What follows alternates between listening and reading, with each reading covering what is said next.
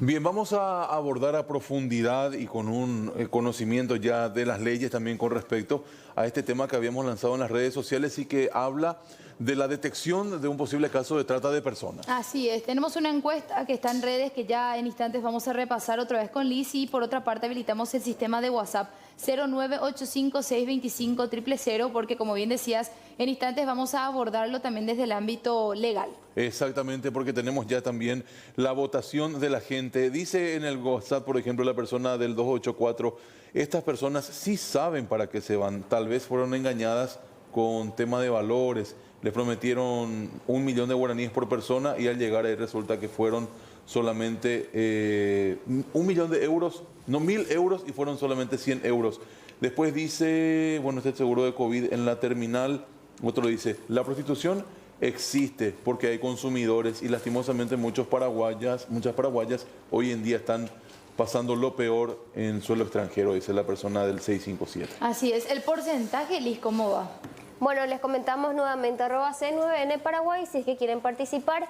Trata de personas, saben identificar si una oferta laboral en el exterior es o no es fiable, sí o no, nada más ustedes pueden votar.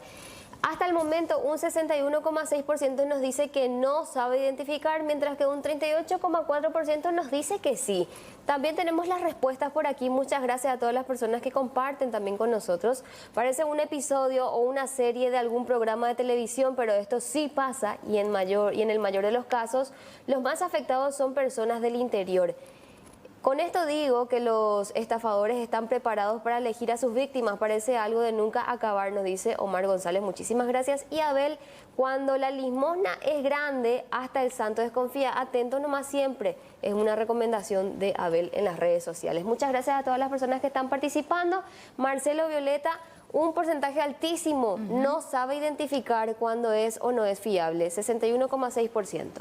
Así es, y sobre todo no hay que entrar tampoco en el campo de juzgar, ¿verdad? Nosotros no sabemos por lo que pasa a la otra persona, no sabemos qué promesa se les hizo y ese detalle nomás que decía Lee, e insisto con eso, muchas veces les quitan los documentos. Entonces, independientemente a que de por ahí sospechen a última hora, ya están sin documentos, por ejemplo, ¿verdad? O sea, ya, ¿qué se puede hacer? Exactamente, y la prevención creo que es vital en este tipo de casos. Está vía Zoom la doctora Karina Sánchez, agente fiscal de la Unidad Antitrata de Personas. Doctora, qué gusto conversar contigo. Te saluda aquí Violeta González, Marcelo Mongelos. ¿Cómo estás? Muy buenos días, encantada y la verdad que muy interesante la encuesta que están planteando, porque realmente se tiene que hablar de este tema y obviamente también como mencionaban, aquí no se le debe juzgar a las personas que caen en este tipo de situaciones. Acá el juzgado debe ser la persona que se aprovecha de tantas ciudadanas y ciudadanos paraguayos y las explotan para obtener beneficios económicos. Eso es lo que se debe de juzgar y obviamente estar alerta, o sea, no lanzarse a la primera invitación que se recibe y un punto que se debe de tener en cuenta también es que generalmente estas invitaciones o estas ofertas laborales se dan en el entorno cercano. La mayoría de los casos, las ofertas laborales que vienen del extranjero se reciben de familiares, de amigos, de conocidos, que pintan un mundo totalmente hermoso y ofrecen esa oferta laboral tentadora y obviamente la situación de vulnerabilidad de tantas personas y especialmente de mujeres hace que se acepten estas ofertas en la confianza de que las ofertas recibidas van a ser cumplidas, ¿verdad? Pero al llegar en el lugar, muchas veces ni siquiera se le quita el documento, solo llegan en un lugar, obviamente llegarán a un lugar desconocido en donde no sabes ni cómo se maneja, no le conoces a las autoridades, ya es un punto en contra de la persona. Al llegar le mencionan que tienen una deuda de 3.000 a 4.000 euros y si no pagan van a ser o castigados o violentados familiares. No es tan así como de repente se quiere pintar de que las mujeres saben a qué se van. Sí, eso es muy importante, fiscal, realmente hacer hincapié en eso, porque incluso después se habla lastimosamente de un estigma también cuando esas personas tienen que eventualmente volver o ser rescatadas. ¿Cómo podemos decirle a la gente, de alguna manera práctica, cómo identificar ciertas cuestiones que nos tienen que llamar la atención? Porque si bien decimos, si la oferta es muy grande, hasta el santo desconfía, no son propuestas prácticas para poder identificar? ¿Qué consejo le podemos dar a los televidentes? Recordemos siempre que si no tenemos una oferta laboral específica en relación al trabajo que se va a realizar en el país extranjero, obviamente el trabajo va a ser ilegal. Ya es una situación de vulnerabilidad que se suma a las otras cuestiones. Eso es lo principal. Cuando alguien ofrece algún trabajo, hay que preguntar si hay un contrato de trabajo, una oferta formal laboral, para empezar. Por otro lado, el tema de cuando te están enseñando en una agencia o las personas que te están ofreciendo trabajo te enseñan a cruzar migraciones, ya te tiene que hacer para pasar migraciones porque ya te tiene que llamar la atención. Bien sabemos que cuando vamos a comprar un pasaje o para ir al exterior, las personas que están en una agencia no nos dicen cómo pasar de manera ilegal al otro lado, ¿verdad? Nos venden el boleto y nos dicen cuáles son las condiciones para entrar y hasta allí. Pero cuando te están adiestrando de qué decir en migraciones, de qué hacer cuando se te acerca un policía, obviamente es porque algo no está bien y eso tiene que ser una llamada de atención. Doctora, uno de los comentarios en el Twitter decía de que incluso hablan de una experiencia de robo de documentos, como veníamos marcando un poco. Nosotros como eventuales familiares, aquí desde Paraguay, cuando perdemos contacto con nuestro ser querido que viajó a España, en este caso mujeres generalmente, ¿qué podemos hacer cuando no se conecta más a una videollamada, cuando ya no responde las llamadas, cuando, entre comillas, desaparece de nosotros? ¿Ya también tenemos que pensar en que podría ser víctima de este esquema de trata? Por supuesto, para eso siempre es interesante tener todos los datos del lugar donde se va, de las personas con quienes están, y en todo caso se puede recurrir a la Cancillería, que tiene una dirección específica de asuntos de connacionales en el extranjero. En el caso de que ya se esté sospechando de que podría ser una situación de trata o algún hecho punible, pueden recurrir al Ministerio Público. Incluso nosotros tenemos un link en la página del Ministerio Público donde se pueden hacer denuncias, también un correo, en donde acá directamente recibo yo en la delegatura, y obviamente ya empezamos a trabajar con las autoridades extranjeras a los efectos de localizar primeramente a las personas, y si es que están en una situación de explotación, se hace todo el operativo para rescatarle a esa persona. Ahora, pero hay que... el familiar debe saber dónde se va y con quién está, tener todos los datos para poder informar a las autoridades en el caso de que sospeche de alguna situación de algún crimen o un hecho punible o cualquier situación que pudiera surgir, para brindar esos datos a las autoridades, y también a nosotros nos facilita eso para contactar con las autoridades extranjeras para que se pueda ser localizada con la mayor rapidez. Vos sabés que, doctora, estoy ingresando acá a la página del Ministerio Público y en instante lo vamos a ponerlo en el video wall, porque abajo mismo donde aparece el número de teléfono para denuncias e informes, dice acceso directo, denuncie la trata de personas, dice uno de los links. Entonces, es muy interesante, es muy fácil, es muy ágil para poder ingresar. Acá uno llena un formulario y demás, ya lo vamos a poner, reitero, enseguida allí, pero reitero, Violeta, doctora, todo está a mano ante un caso de sospecha. Totalmente, y luego tenemos los números, el 911, el 137, y cuando es menor de edad, el 137, o sea, todos esos números están a disposición, y obviamente todas las denuncias que llegan en esta instancia, o en la policía, o en cualquier unidad ordinaria, son dirigidas a la unidad de trata cuando se observa alguna posible situación de trata o explotación. Entonces, con los contactos que tenemos con autoridades de varios países, hace mucho más fácil el poder localizar con la mayor rapidez posible a las personas, y si se encuentran en una situación de explotación, obviamente se les rescata y se les protege en el país. Eso también es importante, que las personas traten de informarse sobre el país donde se van, sobre las autoridades que están ahí, sobre las características de las autoridades, porque muchas veces lo que vemos es que las víctimas tienen temor de las autoridades de los países donde están. Entonces también eso es como una forma de coaccionarle a que siga haciendo el trabajo o siga ejerciendo la prostitución en muchos casos, debido al temor que le genera la presencia de autoridades en la zona, y obviamente los tratantes aprovechan esa situación y hacen como que ellos le conocen a las autoridades y que si ellas quieren escaparse o salir del lugar, que van a ir presas. Sí. Ahora, fiscal, escuchaba yo un dato esta mañana y me gustaría corroborar si es realmente así.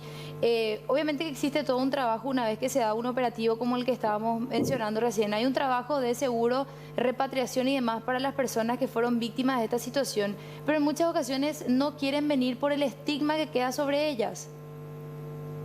Sí, y esto generalmente se da en Europa, ¿verdad? La cantidad de operativos que tuvimos con España y ahora con esta experiencia que tuvimos con autoridades francesas, las víctimas siempre optan por quedarse en el país y acogerse a los beneficios que obviamente reciben de parte de las autoridades en esos países, teniendo en cuenta que la mayoría de los países ratificamos el protocolo de Palermo y esta ratificación nos obliga a cumplir ciertas condiciones, no solo en la persecución penal, sino también en la atención de las víctimas, y hay una atención especial a las víctimas de trata de personas extranjeras. Y como Estado, nosotros también, si tuviéramos víctimas extranjeras aquí, también tenemos la obligación de brindarle toda la atención, y en el caso de que decida quedarse en el país, tratar de ayudarle para que pueda encontrar un trabajo formal y pueda sostenerse de manera legal en el país. Doctora, también, por último, al menos de mi parte, también hay casos de extorsión con respecto al tema. Había una denuncia que llegaba acá, por ejemplo, al WhatsApp, y decía de que muchas veces te toman fotos íntimas a las mujeres que van allá. Esas fotografías llegan a la familia aquí en Paraguay y empieza ese pedido de plata para que la fotografía no se viralice. Es decir, es una de las ramificaciones también del caso de trata. Bueno, este tipo de situaciones se utiliza más bien para obligar a la persona a que siga ejerciendo la prostitución o el trabajo en situaciones de explotación. Eso es realmente lo que generalmente nosotros vemos en las causas, de que le sacan fotos íntimas o le sacan fotos teniendo relaciones sexuales o algún video. Entonces, si quisiera escaparse, se les muestra ese video y les dicen de que si es que ella no sigue con el trabajo, que va a ser expuesta en todas las redes en su país. Entonces también eso es una forma de coaccionarle a la persona que siga ejerciendo la prostitución, y otras cuestiones mucho más violentas, como por ejemplo amenazas de muerte en contra de los familiares, los hijos que se encuentran en el país. Son muchas circunstancias y en algunos casos realmente violentos, situaciones violentas que se ejercen contra la víctima para que siga estando en esa situación de explotación. Y también otra cuestión muy importante, que muchas veces es muy difícil recuperarle a estas víctimas, porque en ese proceso de explotación ellas son obligadas a utilizar drogas, entonces también se vuelven dependientes a esas sustancias y prácticamente es imposible sacarle de esa situación. Es así, doctora. Muchísimas gracias por esta charla que fue realmente muy interesante, y vamos a estar en comunicación permanente, ¿sí? Muchas gracias a ustedes. Hasta luego. La doctora Karina Sánchez, de la Unidad Antitrata de Personas del Ministerio Público.